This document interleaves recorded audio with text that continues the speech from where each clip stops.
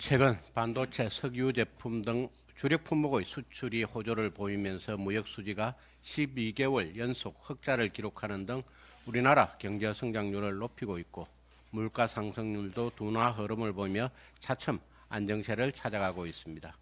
그러나 지난달 28일 통계청이 발표한 5월 산업활동 동향에 따르면 산업 생산과 소비, 투자의 3대 지표가 모두 마이너스를 기록했고 고금리 부담 등으로 인한 내수 부진으로 우리 국민들이 경제 회복을 체감하기에는 아직 부족한 상황입니다. 이에 어제 고위 당정대 협의회에서는 하반기 경제정책 방향을 전반적으로 살펴보고 소상공인 자영업자 지원 강화 종합대책 마련 등 우리 경제의 온기를 불어넣으려는 다양한 논의를 하였습니다. 앞으로도 국민의힘은 정부와 긴밀한 소통을 통해 경제 살리기에 매진하겠습니다. 야당도 경제 살리기에 동참해 주시기를 바랍니다.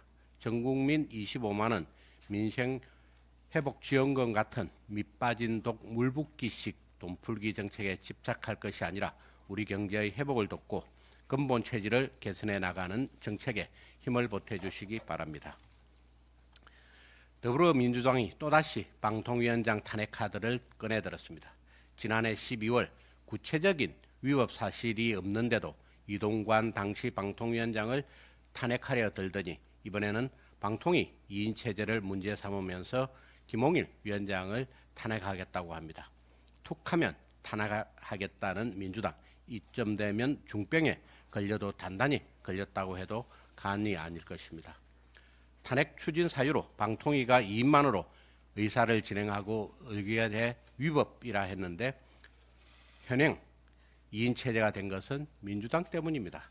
지난해 국회 추천 3인 중 민주당 몫으로 최민희 후보를 추천했으나 통신단체 임원 경력 등 방통위 설치법상 결격 사유가 제기돼 임명이 보류됐고 이후 민주당은 후임 방통위원을 추천하지 않았습니다. 뿐만 아니라 우리 당의 후임 추천자에 대한 본회의 표결을 민주당이 거부하면서 방통위원장과 부위원장 2인 체제로 운영되어 왔습니다. 이렇게 민주당이 방통위 2인 체제를 만들어 놓고 이제 와서 위법 운운하는 것은 그 자체로 모순입니다.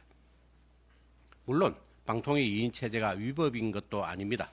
방통위법에 회의는 2인 이상 위원의 요구로 소집하고 제적 과반수 찬성으로 의결한다고 규정하고 있기 때문입니다. 이렇게 볼 때 민주당의 방통위원장 탄핵 노림수는 다른 데 있습니다. 방통위를 마비시켜 MBC 최대 주주인 방송문화진흥회가 MBC 사장을 교체하지 못하도록 막겠다는 것입니다.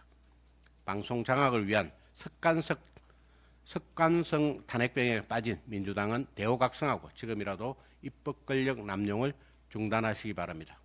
당리 당략에 의한 탄핵 남발은 민심의 거센 역풍을 맞게 될 것임을 잊지 말아야 할 것입니다. 이상입니다.